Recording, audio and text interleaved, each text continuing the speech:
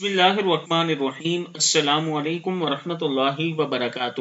روزانہ مغرب کے بعد 7 مرتبہ آپ یہ دعا پڑھیں۔ یہ وہ دعا ہے جو آپ کے رزق کو کھینچ لائے گی، یعنی یہ وہ آیات ہیں جو رزق کو آپ کی طرف کھینچ کر لائیں گی۔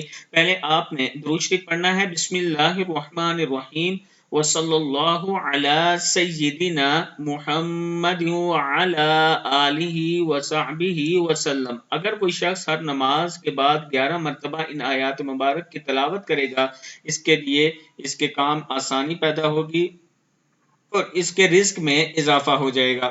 پھر آپ یہ دعا پڑھیں، بسم اللہ الرحمن الرحیم قل ان ربی یبسط الرزق لمن یشاء ویقدر ولکن اکثر الناس لا یعلمون۔